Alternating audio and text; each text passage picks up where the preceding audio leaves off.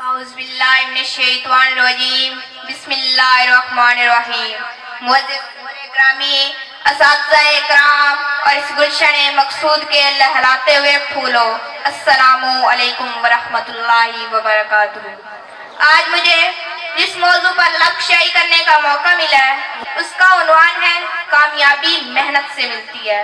حاضرین محترم، کاہل، نکمے، بیکار، سست اور نااہل لوگوں کا خود احتسابی کی بجائے ناکامی کا ذمہ دار تقدیر، نصیب، مقدر اور قسمت کو ٹھہرانا ریت اس نگر کی ہے، اور دوسری طرف قسمت اور صرف قسمت کے راگ الاپنے والے ہاتھ کی لکیروں سے ستاروں کی چال اور طوطے کی فال پر سر ہلانے والے دلائل دینے کی بجائے قصے اور کہانیاں سنائیں گے اور عوام کو ماموں بنائیں گے.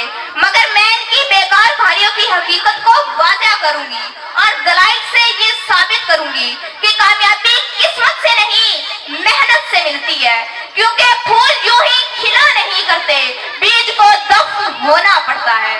حاضرین محترم، کامیابی انفرادی ہو یا اجتماعی، اخروی ہو یا دنیاوی، اس کا تعلق صرف اور صرف محنت سے ہے. انسان چاند پر جانے میں کامیاب ہوا تو وجہ قسمت نہیں محنت تھی. انسان انسانی جسم کے اعضاء کی پیوند کاری کرنے میں کامیاب ہوا تو وجہ قسمت نہیں محنت تھی.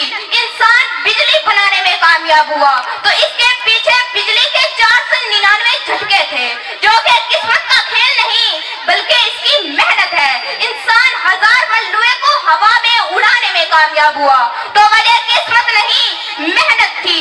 14 اگست کو پاکستان آزاد ہوا تو اس کے پیچھے مقدر و قسمت نہیں بلکہ تحریک پاکستان میں شامل لوگوں کی محنت تھی. حاضرین محترم،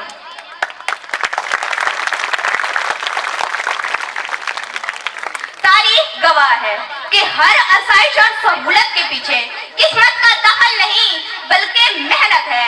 قسمت کے ماروں کو بتاتی چلوں کہ تلاشی محنت میں نکلنے کی بجائے منو سلوا کے اترنے کی جستجو میں بیٹھنے والے آج کامیاب نہیں بلکہ ناکام ہیں. محنت کر کے لہو گرم کرنے کی بجائے مقدر کو سرگرد بنا کر بیٹھنے والے آج کامیاب نہیں بلکہ ناکام ہیں. پیاس بجھانے کے لیے کنویں کے پاس جانے کی بجائے مقدر سے کنویں کو پاس لانے والے آج کامیاب نہیں بلکہ ناکام ہیں. حاضرین محترم،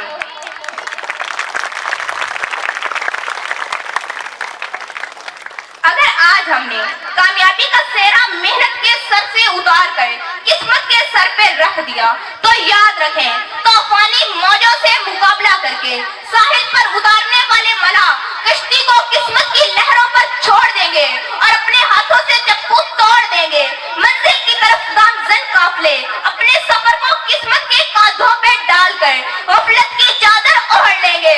یہ طلباء و طلبات ہاتھ کی لکیروں میں گم ہو کر کتابیں پڑھنا چھوڑ دیں گے. محنت اور کام کے فلسفے کو چھوڑ کر فٹ پاتھ پہ بیٹھے عامل بابا اور بنگالی جادوگروں سے رشتہ جوڑ لیں گے. سچ ہے جو بات سرے دار سنائی جائے، سچ ہے جو بات سرے دار سنائی جائے، ایک بار نہیں ہاں کئی بار سنائی جائے. یہ جو قسمت مقدر یہی سب کچھ ہے نہیں مانتی میں، وہ کمائی ہے جو محنت سے کمائی جائے. حاضرین محترم، آج سے کیا ہوتا ہے؟